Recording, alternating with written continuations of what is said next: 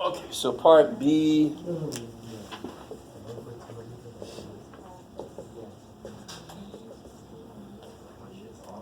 I like this problem, and I would, because it's got the possibility for you to pick the wrong way to go. Oh, so evil. 5 times 6 is 30. So when do I do this? To be really honest, I always do that. What would you do if I had, real quick, on the side, x squared plus 6x. What you got, Jeff? Plus 8. What's the coefficient here? 1. 1 times 8 is 8. Find factors of 8. Okay, that's what we always do. So, but when do you have to actually do it? When is it going to change things when the first number is not a 1? So it's not like we're doing a different procedure. In fact, I don't understand this, but I've seen people do this. 4 and 2, right?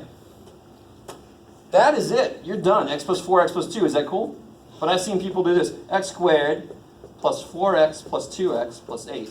And then they group. Ugh. When the first number is a 1, you are done. When you get the numbers, you're done. When the first number is not a 1, oh shit. Because where does it go? Right? So the grouping kind of is the thing that lets you put it in the right place. Just to make sure, 2 things here. You guys help me. Who does this? What goes where? I don't know this shit. What goes where here for you guys? What goes on the top? 30? And on the bottom goes negative 13? Now, if you've never seen this, you're fine. Don't do this. But for some reason, those of you who have, you think it's magic and that it helps you.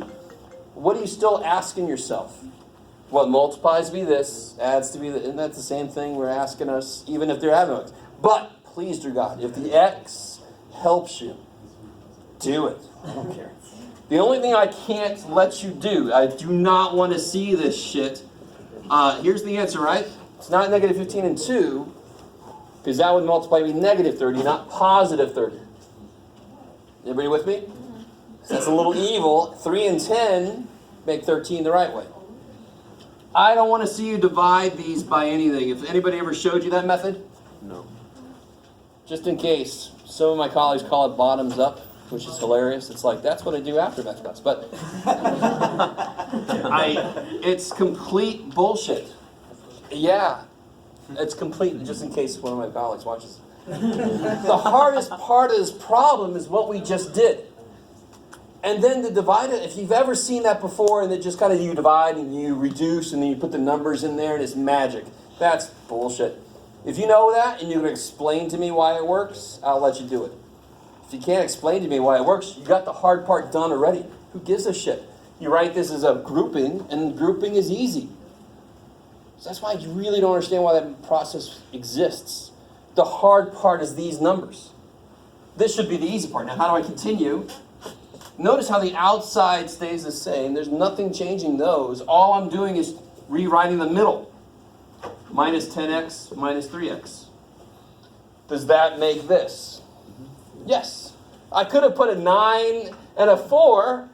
That would still make negative 13, but it wouldn't make the grouping work. The only 2 that makes the grouping work are these 2. Could you put a negative 3 and a negative 10? Yes. Your grouping would still work.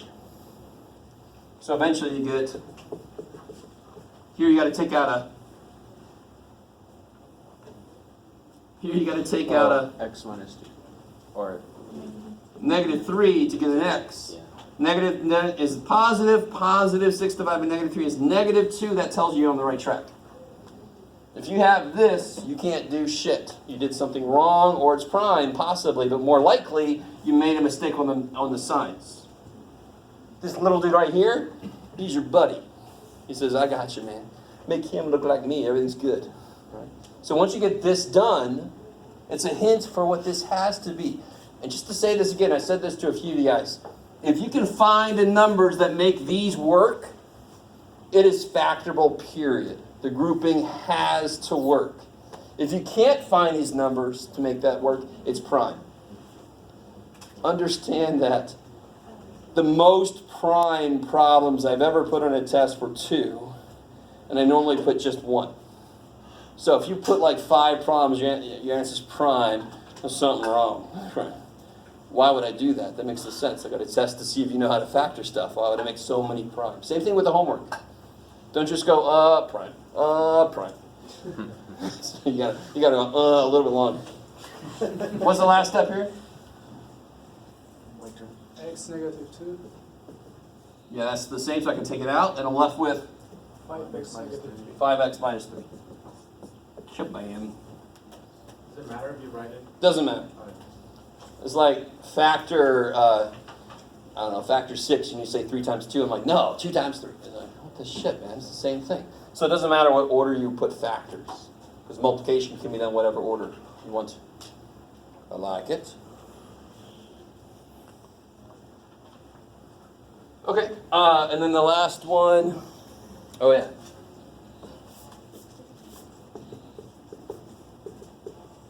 Is that it? Yeah. 8 times negative 25 is? Negative 200. This is nice. Negative 2.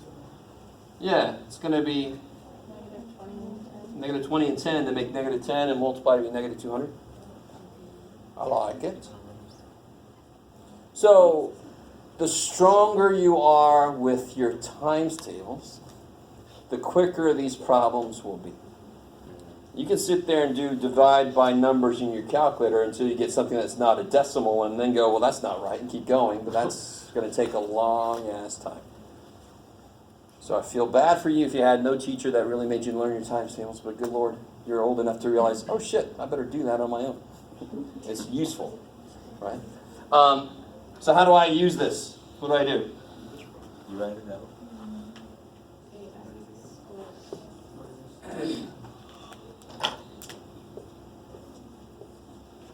Now here's what I do. Because I have an option, I can put them in either order. I always put the negative one first if I have an option, because how does grouping screw up if that's a negative, right? If it's a negative, I didn't have an option, did I? They were both negative. And you see how it screwed you up, a lot of people, right?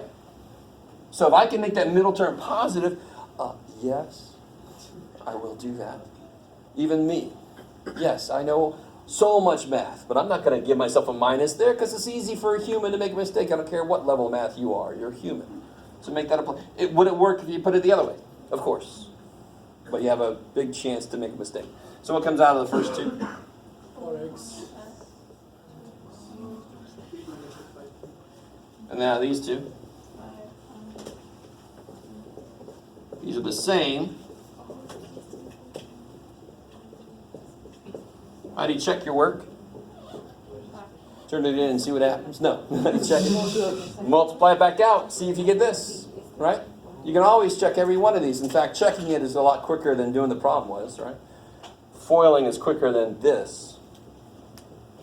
Which makes sense. Multiplying is much quicker than tearing it back apart. You're tearing me apart. Okay. So there's a couple more things I want to do, and I'm going to let us out a little bit early. All right. How are we doing there? Everybody got this here? Okay.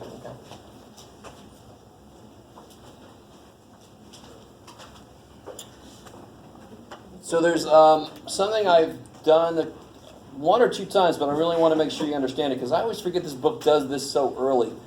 Normally we do this after we learn all the factoring, but if I have something like this,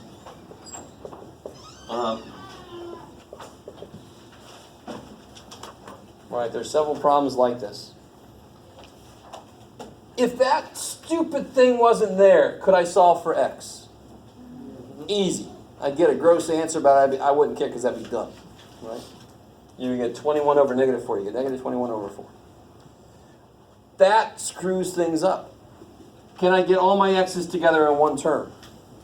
No, these are not like terms, are they? So how do I know when to factor to solve an equation when I have unlike terms in my variables, when I have a higher power than 1? Now, why this shit would factoring help me? Because if I said a number times another number is 0, what has to be true? What's the only way you can multiply two things and it comes out to be 0? One of them has to be 0. So then either A is 0 or B is 0, and then that's my two answers. That's the only number it works with. If I said A times B is 4, is one of them 4? Doesn't have to be. Is one of them 2? Doesn't have to be. Are they both whole numbers? Don't have to be. Nah. So it's only 0 that's like, oh, thank God, 0. One of them's got to be 0. So how do I factor this first off?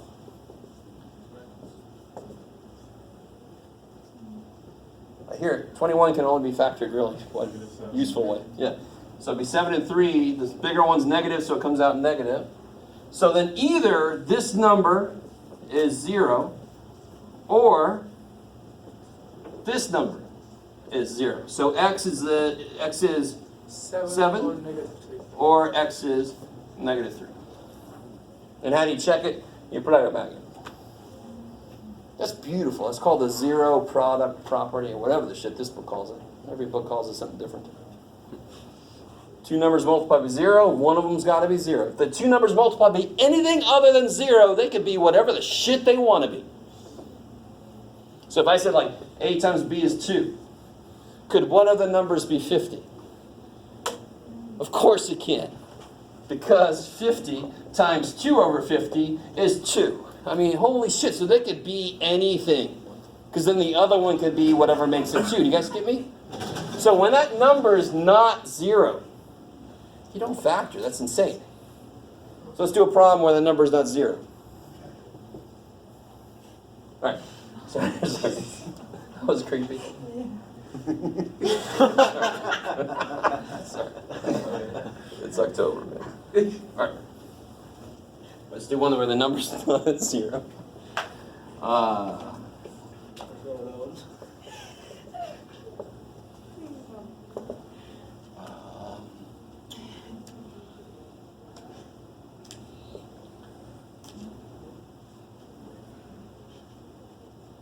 Oh, yeah. That'll work. Okay. Got to think about it. Trying to think ahead, make it come out nice. We don't know quadratic formula yet, officially. I'm sure some of you guys know quadratic formula. We don't know that yet, officially. All right, so what's wrong with this equation? Can I get all my x's together? No, because one of them has a square. That means two things. I want to get it equal to 0. Is it currently equal to 0? No. So what am I going to do with this shit? Erase it. No. Subtract it. Get it over here. Minus x minus 1. Minus x minus 1. Let's see if Jeff made a problem that'll work. Why do I do that? Because that's not the same term as this. It's got a higher power on it. I need it to be 0 because it's the only number that will make the next steps work. So I get x squared minus 3x minus 4 equals 0. Can I factor that?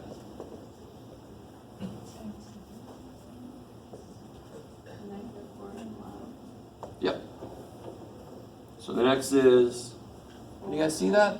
It's the same thing as synthetic division. Oh, shit. I just make it the opposite, right? What makes that 0? 4. What makes that 0? And negative 1. I like it. Bam. Let's try it.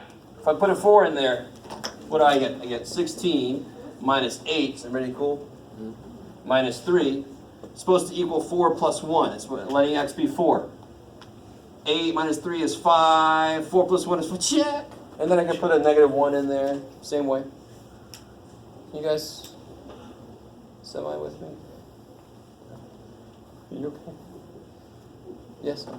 Would it ever be like, You have resting concerned face. Yes? would it ever be if you plug in those numbers and they don't work? Or does one always I work? mean, Or both? only, so, the next chapter is going to have problems like this.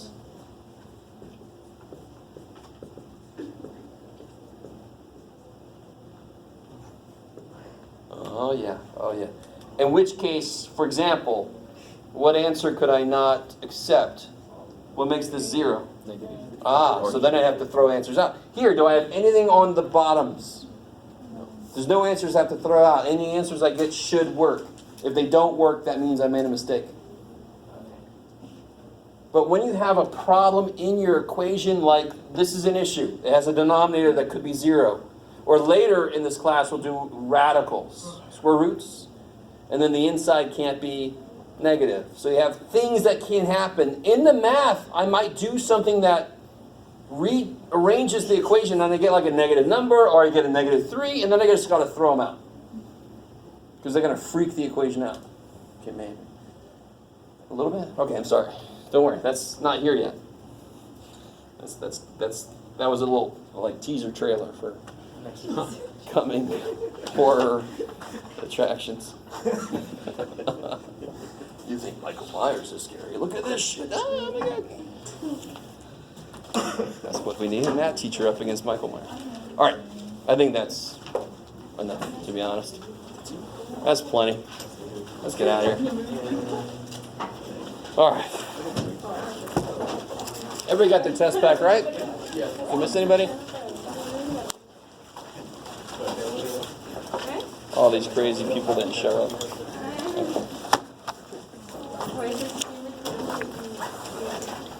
Yeah, while you